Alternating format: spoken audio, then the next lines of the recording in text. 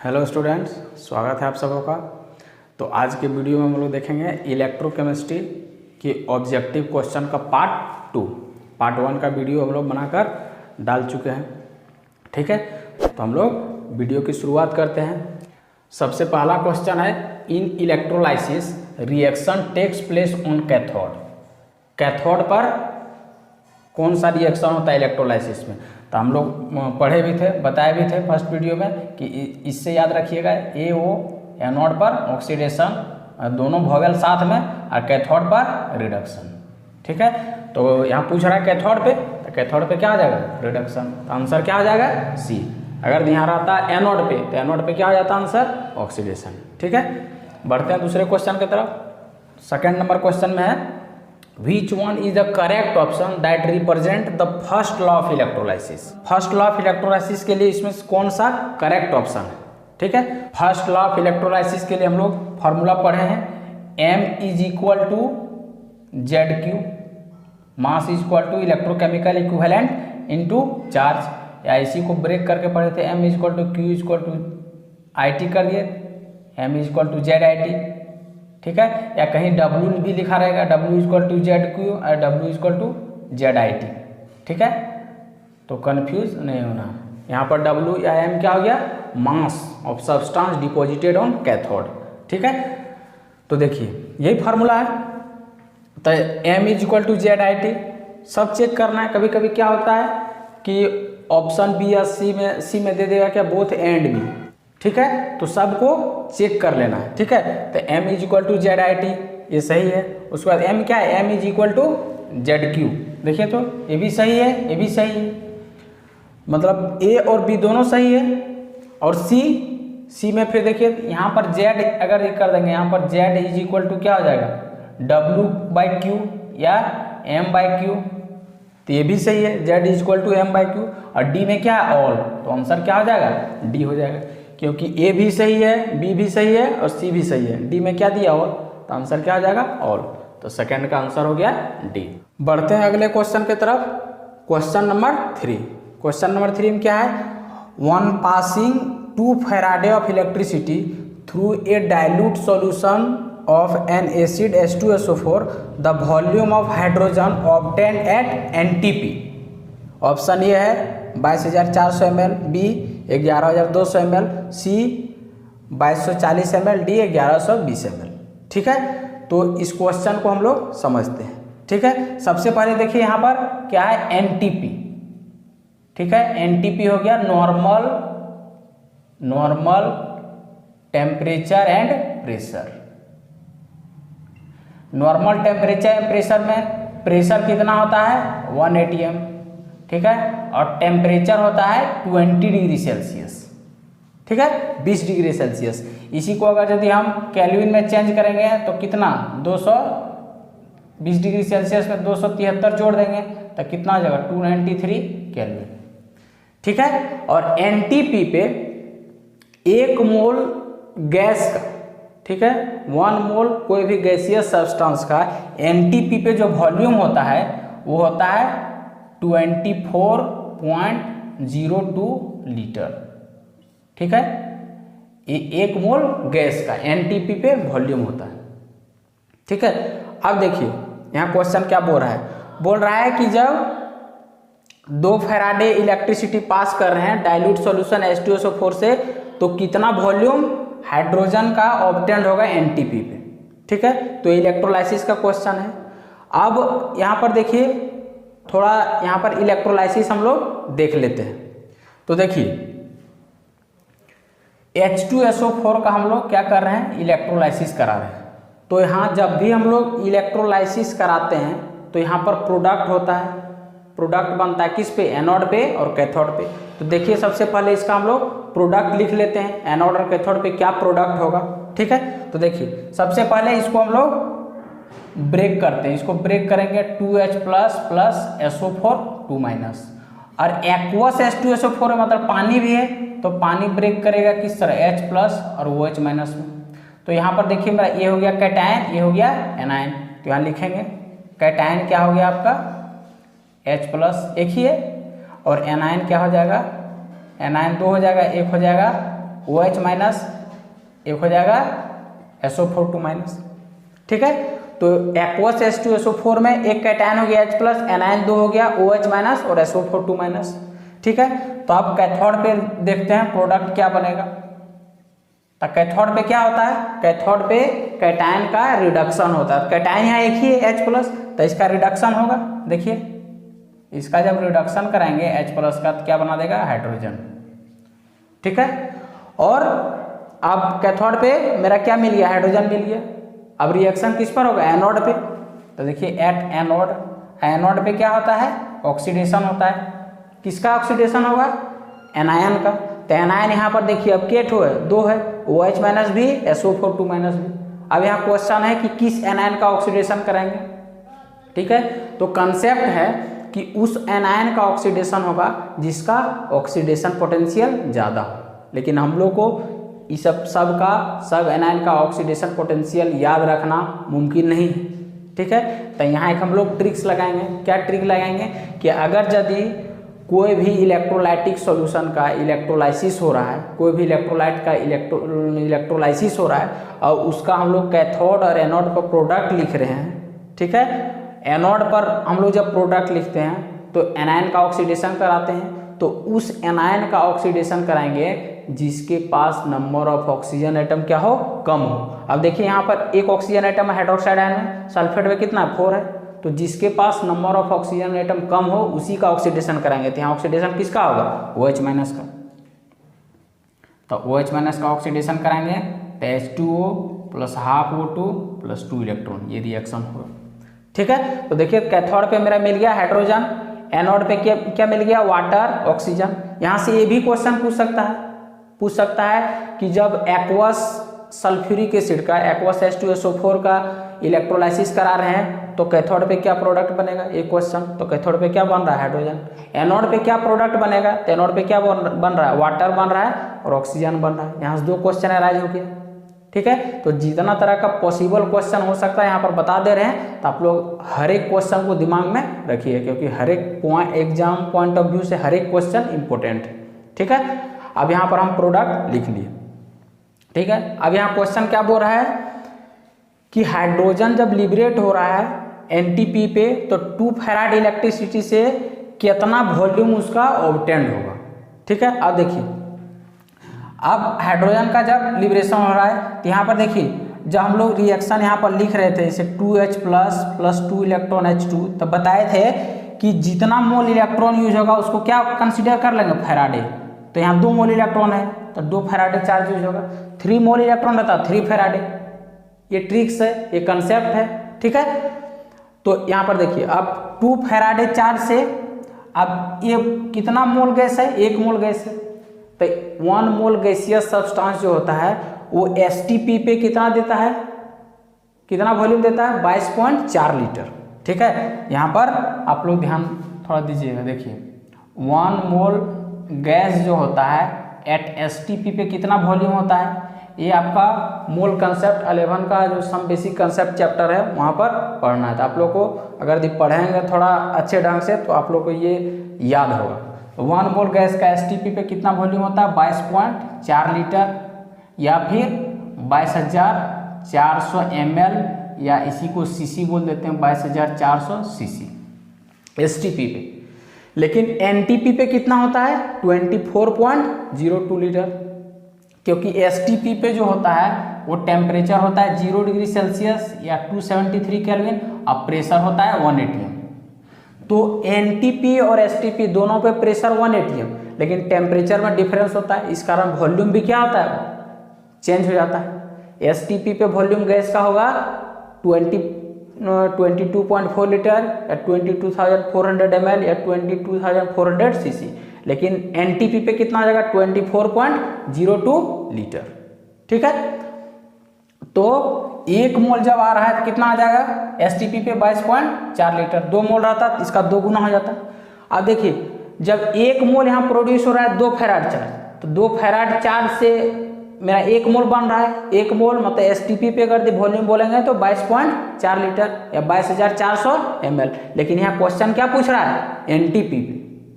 ठीक है। तो एनटीपी पे कितना हो जाएगा यहाँ पर 24.02 लीटर। ठीक है। अब यहाँ देखते हैं ऑप्शन किसमें। ऑप्शन ए में 22,400 ml, बी में 11,200 ml, सी में 22,40 ml, डी में 11,20 ml। ऑप्शन में यहाँ पर नहीं है। ठीक है, लगता है क्वेश्चन में कुछ मिस्टेक है, तो यहाँ पर आप लोग थोड़ा ऑप्शन को चेंज कर लीजिएगा। ठीक है, एक ऑप्शन और दे देते हैं यहाँ पर, कंसेप्ट समझ लीजिएगा। ऑप्शन यहाँ पर ये दे दिए। तो अगर यदि एनटीपी पूछ रहा है तो यहाँ पर 2 फेराड चार्ज से 1 ही मोल लिबरेट हो रहा है। 1 मोल मतलब एनटीपी पे कितना 24.02 लीटर। तो ऑप्शन यहाँ पर ई में अगर दी या कोई भी एक ऑप्शन में 24.02 लीटर रहता तो आंसर ही हो जाता।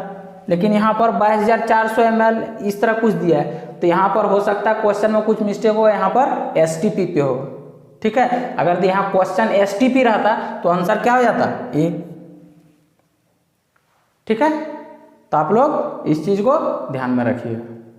ठीक है, तो बढ़ते हैं अगले क्वेश्चन की तरफ। क्वेश्चन नंबर 4 मिटा देते हैं इसको। क्वेश्चन नंबर 4 में क्या है देखिए, the unit of molar conductivity is.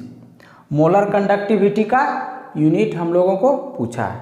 ठीक है, तो इसको हम लोग निकाल सकते हैं यहाँ से। देखिए मोलर कंडक्टिविटी का फार्मूला क्या होता है। मोलर कंडक्टिविटी का होता है K/C, या लिख सकते हैं molar conductivity equal to K/m। ये C हो गया कंसंट्रेशन या फिर मोलरिटी। ठीक है, यहाँ से हम लोग निकालते हैं। देखिए मोलर कंडक्टिविटी का, अगर यदि कंडक्टिविटी का यूनिट हम लोग लिखते हैं साइमन पर मीटर। ठीक है, कंडक्टिविटी का यूनिट होता है साइमन पर मीटर, और यहाँ पर मोलारिटी को हम लोग ले लेंगे मोल पर मीटर क्यूब। मीटर क्यूब पर चला जाएगा। ठीक है, तो यहाँ से हम लोग को चला आएगा क्या, mole inverse siemens metre square, ये निकल जाएगा। ठीक है, और अगर यदि कंडक्टिविटी हम लोग ले लेंगे, एक और यूनिट हो सकता है कंडक्टिविटी अगर ले लेंगे साइमन पर सेंटीमीटर, तो यहाँ पर मोलारिटी का क्या लेना पड़ेगा, मोल पर सेंटीमीटर क्यूब। सेंटीमीटर क्यूब ऊपर चला जाएगा, तो यहाँ से निकल जाएगा क्या, साइमन सेंटीमीटर स्क्वायर पर मोल। ठीक है, तो यहाँ से साइमन मीटर स्क्वायर पर मोल। ठीक है, ये भी हो सकता है, या फिर साइमन सेंटीमीटर स्क्वायर पर मोल। वो डिपेंड करता है कि कंडक्टिविटी का यूनिट हम लोग क्या लिए हैं। ठीक है, तो यहाँ पर देखिए कौन सा ऑप्शन है, यहाँ हो गया क्या, साइमन सेंटीमीटर स्क्वायर पर मोल। तो आंसर क्या हो जाएगा ये। ठीक है, तो आप लोग दोनों याद रखिएगा, सेंटीमीटर में दे या फिर मीटर में दे। बढ़ते हैं क्वेश्चन नंबर 5 की तरफ। क्वेश्चन नंबर 5 में क्या है, द ईएमएफ ऑफ सेल। देखिए यहाँ पर हाफ सेल दिया हुआ है, ये इसका ई नॉट दिया हुआ है, जिंक से Zn2 प्लस, कॉपर से कॉपर 2 प्लस। ठीक है, ऐसा क्वेश्चन जनरली एग्जाम में पूछ देता है, कंपटीशन में भी कभी कभी पूछ देता है। ठीक है, तो इसका हम लोग सॉल्व करने का कंसेप्ट देख लेते हैं कि ऐसा क्वेश्चन जब आएगा तो हम लोग इसको कैसे सॉल्व करेंगे। ठीक है, देख लीजिए यहाँ पर क्वेश्चन क्या है, यहाँ पर जिंक से Zn2 प्लस, तो जिंक पर चार्ज क्या है, 0 है, और 0 से कितना गया है, +2 गया है। मतलब यहाँ पर ऑक्सीडेशन नंबर क्या हो रहा है, बढ़ रहा है, और जहाँ पर ऑक्सीडेशन नंबर बढ़ रहा है मतलब क्या हो रहा है, ऑक्सीडेशन। और यहाँ पर कोई पोटेंशियल तो लिखा नहीं है, तो ये जब रिएक्शन ऑक्सीडेशन हो रहा है, सामने जो पोटेंशियल दिया रहेगा वो कौन सा पोटेंशियल हो जाएगा, ऑक्सीडेशन पोटेंशियल। ठीक है, अब देखिए नीचे यहाँ क्या हो रहा है, 0 से +2 जा रहा है, यहाँ भी ऑक्सीडेशन हो रहा है, तो यहाँ पर जो पोटेंशियल दिया है ये भी क्या दिया है, ऑक्सीडेशन पोटेंशियल। अब दोनों हाफ सेल में मेरा क्या दिया है, ऑक्सीडेशन पोटेंशियल। ठीक है, आप लोग बुक में अलग अलग बुक में देखिएगा, तो ई नॉट, कैथोड, राइट, लेफ्ट, बहुत सारा फार्मूला लिखा रहता है, और स्टूडेंट क्या होता है, कंफ्यूज हो जाता है। ठीक है, तो आप लोग को हम यहाँ पर एक फार्मूला दे रहे हैं और एक कंसेप्ट दे रहे हैं, उसको दिमाग में बैठा लीजिएगा, इस तरह का क्वेश्चन कभी गलत नहीं होगा। ठीक है, तो हम लोग इसको सॉल्व करते हैं।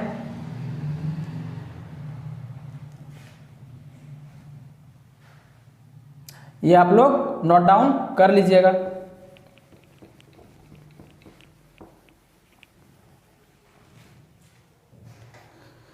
देखिए जहां भी ई नॉट सेल निकालने देगा, ई नॉट सेल, तो ई नॉट सेल का एक ही फार्मूला याद रखिएगा, SOP ऑफ एनोड SOP हो गया standard oxidation potential of anode plus SRP of cathode.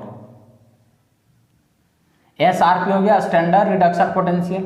तो इनोड सेल का यही फॉर्मूला सिर्फ आप लोग दिमाग में रखिएगा। इनोड सेल इज इक्वल टू क्या आ जाएगा, SOP of anode plus SRP of cathode, standard oxidation potential of anode plus standard reduction potential of cathode. अब देखिए इस फॉर्मूला में ये कैसे पुट करेंगे। अब देखिए तो दोनों मेरा क्या दिया हुआ, आप लोगों को पता चल गया कि दोनों दिया है ऑक्सीडेशन पोटेंशियल। जब दोनों ऑक्सीडेशन पोटेंशियल रहे या फिर दोनों रिडक्शन पोटेंशियल रहे तो जो ज़्यादा वैल्यू होता है उसका वैल्यू हम लोग फिक्स कर देंगे। तो देखिए ये दोनों में ज़्यादा कौन है, 0.76 वोल्ट, ठीक है। तो ऑक्सीडेशन पोटेंशियल इसका ज़्यादा है, जिसको हम लोग फिक्स कर देंगे। और हम लोग को पता है कि जिसका ऑक्सीडेशन पोटेंशियल ज़्यादा उसका ऑक्सीडेशन होगा, और ऑक्सीडेशन किसका होता है, एनोड का। ऑक्सीडेशन किस पर होता है, एनोड पर, ठीक है। तो हम लोग मतलब क्या हो गया, आपका जिंक क्या हो गया, एनोड। तो यहाँ पर एनोड के जगह पर ले लेंगे ज़्यादा वाला वैल्यू 0.76 वोल्ट। अब जो साइन है वही रख दिए प्लस। अब क्या लेंगे, SRP ऑफ कैथोड, मतलब standard reduction potential of cathode. अब देखिए तो जो ज़्यादा वैल्यू वाला ऑक्सीडेशन पोटेंशियल था उसको हम लोग मान लिए एनोड। अब जो बचा है वो क्या हो जाएगा, कैथोड। और कैथोड पर क्या होता है, रिडक्शन होता है। और रिडक्शन जब हो रहा है तो हम लोग उसका क्या लेंगे, रिडक्शन पोटेंशियल। लेकिन जो बचा हुआ है यहाँ पर इसका क्या है, ऑक्सीडेशन पोटेंशियल। तो आप लोग एक चीज़ ध्यान में रखिएगा, एक ही एलिमेंट का ऑक्सीडेशन पोटेंशियल और रिडक्शन पोटेंशियल जो होता है मैग्नीट्यूड में बराबर होता है, लेकिन साइन में डिफरेंस होता है। मतलब यहाँ पर देखिए ऑक्सीडेशन पोटेंशियल यहाँ पर है माइनस में, तो इसी का रिडक्शन पोटेंशियल अब अगर कर देंगे तो यहाँ हो जाएगा प्लस 0.34 वोल्ट, ठीक है। अब हम लोग को कैथोड का क्या चाहिए, रिडक्शन पोटेंशियल। तो इसको हम लोग क्या करेंगे, साइन चेंज कर देंगे, क्योंकि यहाँ पर ऑक्सीडेशन पोटेंशियल है और हम लोग को वहाँ पर चाहिए क्या, रिडक्शन पोटेंशियल, इसलिए इसका साइन चेंज कर रहे हैं। साइन चेंज करके यहाँ पर रख दीजिए 34 वोल्ट। अब यहाँ पर दोनों जोड़ दीजिए, कितना हो जाएगा, 0.76 और 0.34, 1.10 वोल्ट, ठीक है। तो मेरा आंसर क्या हो जाएगा, डी, ठीक है। इस तरह का क्वेश्चन जहां भी पूछे इसी तरह से सॉल्व करना है। क्वेश्चन नंबर 6 में है, which of the following is Debye Huckel equation. ये जो इलेक्ट्रोकेमिस्ट्री पढ़े होंगे ये तो देखेंगे, अरे ये तो नया क्वेश्चन है, ठीक है। लेकिन ये NCERT में नाम नहीं दिया हुआ है लेकिन इक्वेशन दिया हुआ है, ठीक है। तो हो सकता है यहाँ से भी ऑब्जेक्टिव क्वेश्चन उठा दे, इसलिए हम इसको बना दिए ताकि आप लोगों के ध्यान में रहे, ठीक है।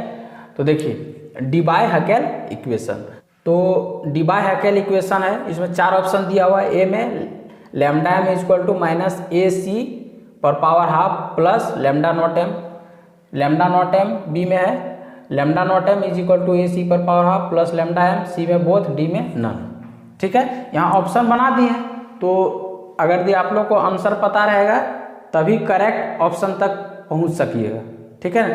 तो देखिए आंसर इसका हो जाएगा ये लैम्डा m, जिसको बोलते हैं क्या, molar conductivity is equal to minus A constant है, C हो गया कंसंट्रेशन, हाफ मतलब root concentration plus lambda nought m, इसको बोलते हैं लिमिटिंग मोलर कंडक्टिविटी। तो आप लोग देखिएगा यहाँ पर थोड़ा सा इसमें देख लीजिए, ये जो इक्वेशन है lambda m is equal to minus AC पर power half plus lambda nought m। जब आप लोग पढ़ते हैं effect of concentration on molar conductivity of a strong electrolyte and weak electrolyte, तो यहाँ से आप लोग ग्राफ भी पढ़ते हैं। देखिए इसको मान लिए y, ये हो गया माइनस mx प्लस सी, ठीक है। y equal to minus mx plus C का ग्राफ, जब आप लोग देखिए y पर क्या होगा, मोलर कंडक्टिविटी, और x पे रूट सी, ठीक है। इसके बीच जब मोलर कंडक्टिविटी और रूट कंसंट्रेशन के बीच आप लोग ग्राफ खींचते हैं स्ट्रॉन्ग इलेक्ट्रोलाइट के लिए, तो कुछ इस तरह ग्राफ आता है, NCERT में दिया आप लोग देख लीजिएगा। तो यहीं से इस इक्वेशन से हम लोग ग्राफ को ड्रा करते हैं। और वीक इलेक्ट्रोलाइट के लिए जब मोलर कंडक्टिविटी और रूट कंसंट्रेशन के बीच ग्राफ खींचते हैं तो कुछ इस तरह आता है, ठीक है। तो ये ग्राफ भी पूछ सकता है, ठीक है। तो आप लोग ध्यान रखिएगा, जैसे इस तरह ग्राफ दे दिया, बोल देगा कि ये मोलर कंडक्टिविटी और रूट सी के बीच ग्राफ खींचा गया है, तो ये किस इलेक्ट्रोलाइट के लिए, स्ट्रॉन्ग इलेक्ट्रोलाइट के लिए, वीक इलेक्ट्रोलाइट के लिए, बोथ, नन ऑफ दिस। तो ये ग्राफ है स्ट्रॉन्ग इलेक्ट्रोलाइट के लिए, ठीक है, और ये ग्राफ है वीक इलेक्ट्रोलाइट के लिए, ठीक है। ये इस तरह चला जाएगा पैरेलल। तो डिबा-हैकेल इक्वेशन से हम लोग यहाँ पर ग्राफ ड्रॉ करते हैं, ठीक है। बढ़ते हैं अगले क्वेश्चन की तरफ। Question number 7, which of the following is correct formula for degree of dissociation, ठीक है। डिग्री ऑफ डिसोसिएशन हम लोग किसे डिनोट करते हैं, अल्फा से, ठीक है। तो अल्फा तो एक हम लोग पढ़ते हैं, अल्फा बहुत जगह पढ़ते हैं, सॉल्यूशन चैप्टर में पढ़ते हैं, फिर इक्विलिब्रियम में भी है, केमिकल इक्विलिब्रियम, आयन इक्विलिब्रियम में अल्फा भरा पड़ा है, ठीक है। तो अल्फा का यूज यहाँ भी होता है, इलेक्ट्रोकेमिस्ट्री में भी। तब सब जगह अल्फा को अलग अलग तरीके से हम लोग इसको निकालते हैं, फॉर्मूला अलग अलग होता है। तो इलेक्ट्रोकेमिस्ट्री में जो होता है अल्फा का फॉर्मूला, वो होता है molar conductivity at certain concentration और molar conductivity at infinite dilution. ये ध्यान रखिएगा, ठीक है। अल्फा का जो फार्मूला होता है इसको याद रखिएगा इस तरह, C/I, नहीं तो कंफ्यूजन बहुत होगा। C से हो गया आपका सर्टेन कंसंट्रेशन, I से हो गया इन्फिनिटिव कंसंट्रेशन या इनफाइनाइट कंसंट्रेशन, ठीक है। तो alpha is equal to lambda C, मतलब molar conductivity at certain concentration, lambda nought से मोलर लिमिटिंग मोलर कंडक्टिविटी, ठीक है, या इनफाइनाइट डाइल्यूशन पे मोलर कंडक्टिविटी। ये दोनों का रेशियो जो होता है उसी क्या बोलते हैं, अल्फा। तो देख लीजिए यहाँ पर molar conductivity at certain concentration व molar conductivity at infinite dilution. तो आंसर आपका क्या हो जाएगा, ये हो जाएगा, ठीक है। अब बढ़ते हैं अगले क्वेश्चन की तरफ। क्वेश्चन नंबर 8 देखिए, what is the quantity of electricity in coulomb needed to reduce 1 mole of dichromate Cr2O7 2-। यहाँ पूछ रहा है कि 1 मोल डाइक्रोमेट आयन को यहाँ पर रिड्यूस करने में कितना क्वांटिटी ऑफ इलेक्ट्रिसिटी लगेगा। देखिए इक्वेशन जो है, केमिकल इक्वेशन, आयन इक्वेशन आप लोग के सामने दिया हुआ है। तो देखिए यहाँ पर एक कंसेप्ट, जहाँ पर भी आप लोग को बैलेंस्ड आयनिक केमिकल इक्वेशन दिया हुआ है वहाँ पर सीधा देखना है कि इलेक्ट्रॉन कितना है। यहाँ पर देखिए इस बैलेंस्ड केमिकल आयनिक इक्वेशन में इलेक्ट्रॉन कितना है, इसको क्या बोलेंगे, 6 मोल इलेक्ट्रॉन। इसको कितना पढ़ेंगे, 6 मोल इलेक्ट्रॉन। और आप लोग को पिछला वीडियो में भी पढ़ाए थे कि 1 मोल इलेक्ट्रॉन पर चार्ज कितना होता है, 1 फैराडे। तो 6 मोल इलेक्ट्रॉन पर चार्ज कितना हो जाएगा, 6 फैराडे, ठीक है। अब देखिए यहाँ बैलेंस्ड केमिकल आयन इक्वेशन में यहाँ कितना, 1 मोल, ठीक है। तो 1 मोल डाइक्रोमेट आयन में हम लोग कितना इलेक्ट्रिसिटी यूज कर रहे हैं, 6 फैराडे। अब अगर यहीं पर देता 2 मोल के लिए तो 2 × 6 12 फैराडे हो जाता है, लेकिन यहाँ क्वेश्चन में कितना दिया है, 1 मोल। तो आंसर कितना हो जाएगा, 6 फैराडे, ठीक है। यहीं पर एक और थोड़ा क्वेश्चन देख लीजिए। अब जैसे देख लीजिए, मान लेते हैं एल्युमिनियम का रिडक्शन हो रहा है, 3 इलेक्ट्रॉन Al। अब यहीं पर बोल देता कि 4 मोल एल्युमिनियम आयन के रिडक्शन के लिए कितना क्वांटिटी ऑफ चार्ज लगेगा। तो देखिए, तो 1 मोल के लिए यहाँ जितना मोल इलेक्ट्रॉन है उसको कितना मान लेंगे, 3 फैराडे। तो 1 मोल के लिए 3 फैराडे। तो यहाँ पर 5 मोल अगर पूछ दिया, 5 × 3 15 फैराडे। 2 मोल पूछ दिया, 2 × 3, ठीक है। अब जैसे एक और देख लीजिए, मान लेते हैं Ag+ का रिडक्शन कराता है Ag, ठीक है। अब यही बोल देता 5 मोल Ag+ के रिडक्शन में कितना फैराडे यूज होगा। तो 1 मोल के लिए कितना, 1 फैराडे। जितना मोल इलेक्ट्रॉन उसको फैराडे मान लेते हैं। तो 1 मोल के लिए 1 फैराडे, तो 5 मोल के लिए 5 फैराडे। तो जिस तरह जो आयनिक इक्वेशन रहेगा हम लोग उसी से कंसीडर करेंगे कि आंसर क्या हो, ठीक है। तो यहाँ पर किसी तरह का भी क्वेश्चन पूछेगा तो यहाँ से हम लोग सॉल्व कर लेंगे, ठीक है। बढ़ते हैं अगला क्वेश्चन की तरफ। Question number 9। क्वेश्चन नंबर 9 में क्या है, what will be the conductivity when concentration decreases. पूछ रहा है कि जब कंसंट्रेशन डिक्रीज होगा तो कंडक्टिविटी क्या होगा, इंक्रीज होगा, डिक्रीज होगा, कांस्टेंट रहेगा या फिर क्या होगा, ठीक है। तो देखिए इसको हम मिटा देते हैं, आप लोग नोट डाउन कर लीजिएगा। तो देखिए यहाँ पर हम लोग ये फार्मूला पढ़े हैं, C = K × A/L। ये फार्मूला हम लोग पढ़े हैं। C हो गया कंडक्टेंस, K हो गया कंडक्टिविटी, A हो गया क्रॉस सेक्शनल एरिया, L हो गया लेंथ बिटवीन इलेक्ट्रोड, ठीक है। अब देखिए क्वेश्चन क्या पूछा है, कंडक्टिविटी पर क्या इफेक्ट पड़ेगा। ठीक है, तो देखिए कंडक्टिविटी मतलब इस पर क्या इफेक्ट पड़ेगा कंसंट्रेशन का। तो कंडक्टिविटी क्या होता है, कंडक्टिविटी होता है कंडक्टेंस ऑफ 1 ml सॉल्यूशन या यूनिट वॉल्यूम सॉल्यूशन का कंडक्टेंस। कब, जब कंडक्टिविटी सेल में रखा हो जहां पर दो इलेक्ट्रोड के बीच लेंथ कितना हो 1 सेंटीमीटर स्क्वायर और क्रॉस सेक्शनल एरिया कितना हो 1 सेंटीमीटर स्क्वायर। फिर से देखिए कि कंडक्टिविटी किसको बोलेंगे कि यूनिट वॉल्यूम वाले सॉल्यूशन का कंडक्टेंस जो रखा हुआ कंडक्टिविटी सेल में जिसमें इलेक्ट्रोड के बीच लेंथ कितना हो 1 सेंटीमीटर और इलेक्ट्रोड का क्रॉस सेक्शनल एरिया कितना हो 1 सेंटीमीटर स्क्वायर। ठीक है, अब देखिए यहाँ क्या होगा, कंसंट्रेशन इज इक्वल टू क्या होता है number of mole by volume of solution. ठीक है, अब जब हम कंसंट्रेशन क्या करेंगे बढ़ाएंगे, कंसंट्रेशन बढ़ाएंगे मतलब नंबर ऑफ मोल क्या कर रहे हैं बढ़ा रहे हैं। ठीक है, अब नंबर ऑफ मोल जब हम लोग बढ़ा रहे हैं तब ये डिस्टेंस इसके बीच नंबर ऑफ आयन क्या होगा बढ़ने लगेगा, और जब number of ion unit volume में बढ़ने लगेगा तो कंडक्टिविटी भी क्या होगा बढ़ने लगेगा। ठीक है, लेकिन जब हम लोग कंसंट्रेशन क्या करेंगे घटा देंगे, कंसंट्रेशन घटा दिए मतलब वॉल्यूम बढ़ा दिए। अब वॉल्यूम जब हम लोग बढ़ाएंगे तो आयन क्या होगा, एक यूनिट वॉल्यूम में जितना पहले आयन था उतना अब नहीं रहेगा, क्योंकि जितना ज़्यादा वॉल्यूम बढ़ाएंगे तो आयन एक दूसरे से दूर जाने लगेगा। अब यूनिट वॉल्यूम में नंबर ऑफ आयन क्या हुआ घट गया, अब जब नंबर ऑफ आयन घट गया तो कंडक्टिविटी भी क्या होगा घट जाएगा। तो यहाँ पर क्वेश्चन क्या पूछ रहा है, जब कंसंट्रेशन घटाएंगे तो कंडक्टिविटी क्या होगा, कंसंट्रेशन घटा दिए मतलब वॉल्यूम बढ़ा दिए, अब वॉल्यूम बढ़ाएंगे तो यूनिट वॉल्यूम में नंबर ऑफ आयन क्या होगा पहले से कम हो जाएगा, क्योंकि जैसे जैसे वॉल्यूम बढ़ाएंगे आयन एक दूसरे से दूर जाएगा, और जब यूनिट वॉल्यूम में नंबर ऑफ आयन कम होगा तो क्या होगा कंडक्टिविटी भी घट जाएगा। तो जब कंसंट्रेशन घटाएंगे तो कंडक्टिविटी इज डिक्रीजेस। ठीक है, चाहे वो स्ट्रॉन्ग इलेक्ट्रोलाइट का कंडक्टिविटी हो या फिर वीक इलेक्ट्रोलाइट का। ये वेरी वेरी इंपॉर्टेंट क्वेश्चन है, एकदम इसको ध्यान में रख लीजिएगा। जब कंसंट्रेशन घटाएंगे तो कंडक्टिविटी भी घटेगा, चाहे वो स्ट्रॉन्ग इलेक्ट्रोलाइट का कंडक्टिविटी हो या फिर वीक इलेक्ट्रोलाइट का। अब यहीं एक और क्वेश्चन अगर पूछ देता, ठीक है, कि मोलर कंडक्टिविटी पर क्या इफेक्ट पड़ेगा। तो देखिए हम लोग मोलर कंडक्टिविटी का फॉर्मूला पढ़े हैं K × 1000 डिवाइडेड बाय m। तो देखिए फार्मूला हम लोग को पता है कि जब मोलारिटी बढ़ाएंगे या कंसंट्रेशन, मोलारिटी और कंसंट्रेशन दोनों एक ही चीज होता है, जब मोलारिटी या कंसंट्रेशन बढ़ाएंगे तो दोनों में क्या इन्वर्सली प्रोपोर्शनल है, तब मोलारिटी बढ़ाएंगे या कंसंट्रेशन बढ़ाएंगे तो मोलर कंडक्टिविटी क्या होगा घटेगा।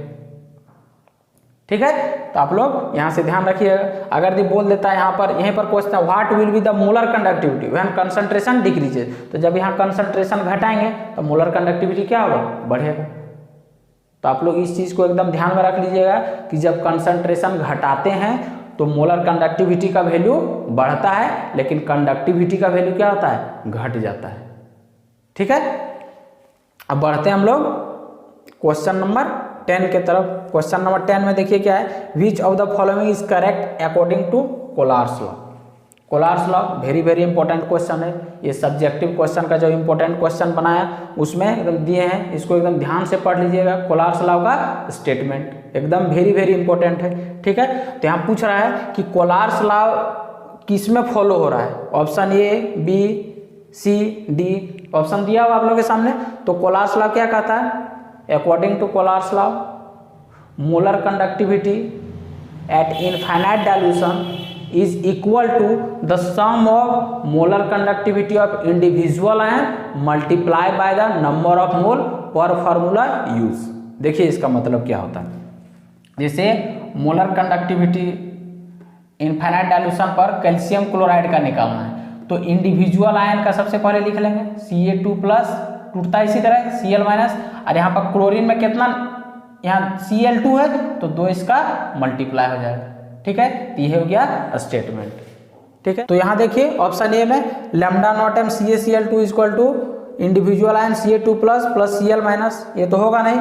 फिर बी में है lambda nought m CaCl2 lambda nought Ca2 plus और 2Cl माइनस। तो क्वेश्चन नंबर 10 का आंसर क्या हो जाएगा?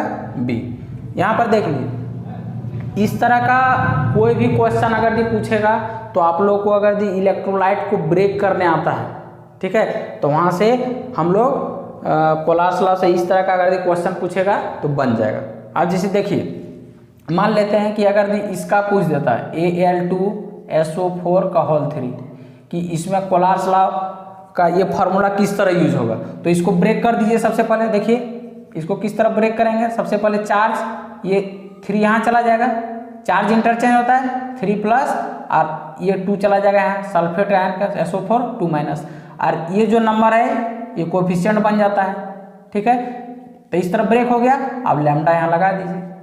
तो ये सॉल्यूशन का इलेक्ट्रोलाइट का जो मोलर कंडक्टिविटी होगा, लिमिटिंग मोलर कंडक्टिविटी, उसको इस तरह से कैलकुलेट कर देंगे, ठीक है। तो यहाँ से कोलार्स लॉ से कोई भी तरह का क्वेश्चन पूछेगा इस तरह इस टाइप का, तो हम लोग इसको ब्रेक करके और इस तरह से हम लोग निकाल सकते हैं यहाँ पर, ठीक है।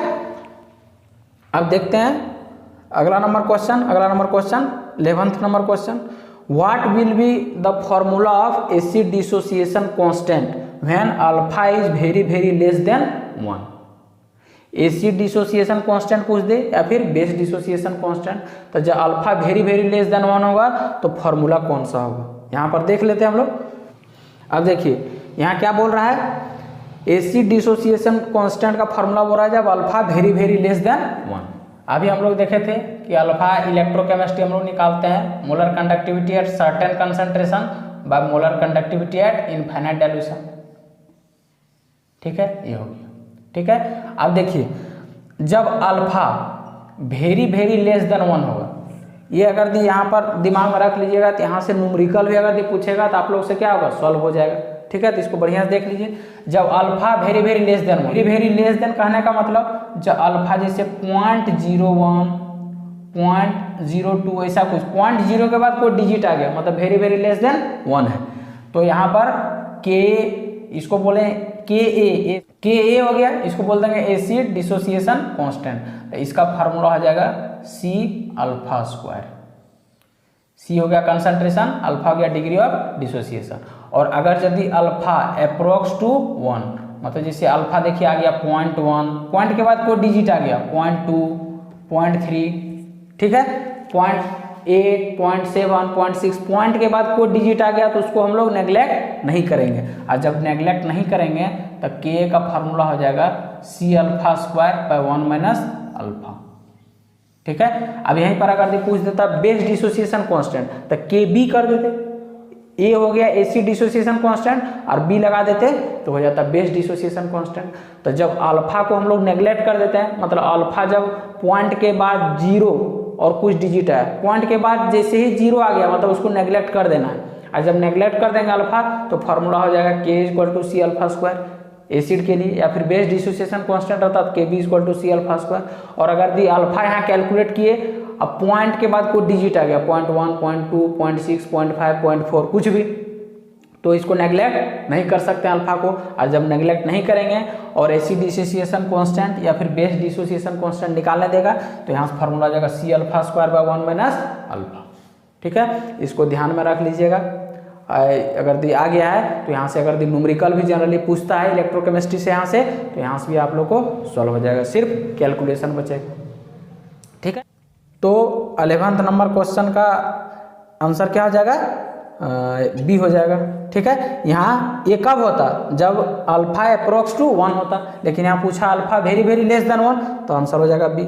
अगर दी अल्फा अप्रोक्स टू 1 बोलता तो हो जाता ये, ठीक है। तो आज के वीडियो में बस इतना ही, ये सेकेंड पार्ट था इलेक्ट्रोकेमिस्ट्री के ऑब्जेक्टिव क्वेश्चन का, ठीक है। तो आप लोग यहाँ से जितना हम बता दिए उतना सफिशियंट है। जो ऑब्जेक्टिव बना उससे रिलेटेड जितना भी क्वेश्चन अराइज हो सकता था वो सब हम यहाँ बता दिए, ठीक है। अगर इस चैनल पर नए हैं तो चैनल को सब्सक्राइब कर लीजिएगा ताकि मेरे आगे आने वाले वीडियो का नोटिफिकेशन आप लोगों को मिलता रहे, और दोस्तों के साथ शेयर कर दीजिएगा।